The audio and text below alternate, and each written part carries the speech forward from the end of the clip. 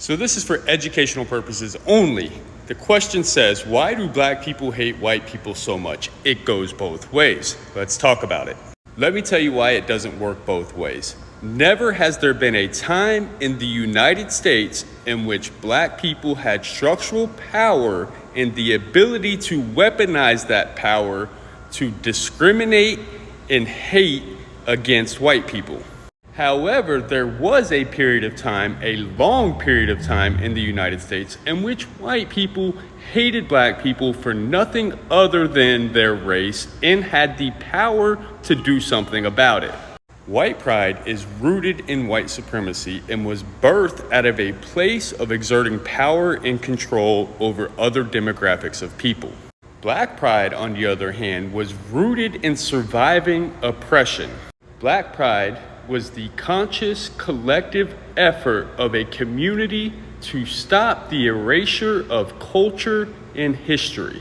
Any hatred, vitriol, and distrust by black people for white people is a natural byproduct of years of systemic oppression in the United States. The pathway forward to building that bridge and regaining that trust is for white people to not only acknowledge the egregious acts that the United States government committed against black Americans, not only acknowledge the wrongdoing of our ancestors. Most white people have done that part. They're starting to acknowledge history, but it stops there. They will say, that's a long time ago, this is now.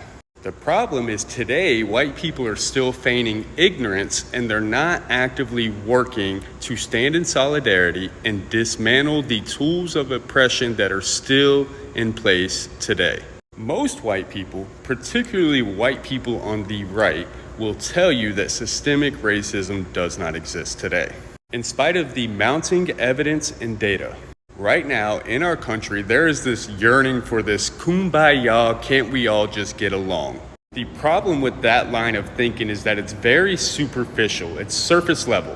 In a perfect world, we just say, stop the hate, end racism, everybody get along, and voila, everything will be back to normal.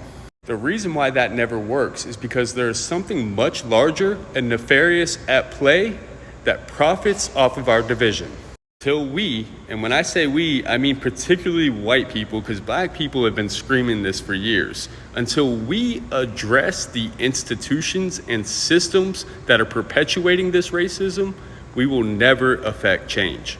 You know, there was a time when I used to hear black people say, screw them saltines, I'll say it mildly, but I used to get so mad until I understood the root cause of black pain and black anger in this country. It wasn't until I got educated, I deconstructed and re-educated myself, that my whole worldview and perspective changed. I will never say any form of hatred or bigotry is okay. But if I see hatred coming from a marginalized community, from a group of people that have historically been oppressed, I will try to understand and empathize where that hatred is coming from and do the work to do what I can to de-escalate and defuse that hatred and turn it into love. But that takes a whole lot of work in earning trust, and I don't know what length people who look like me are willing to go.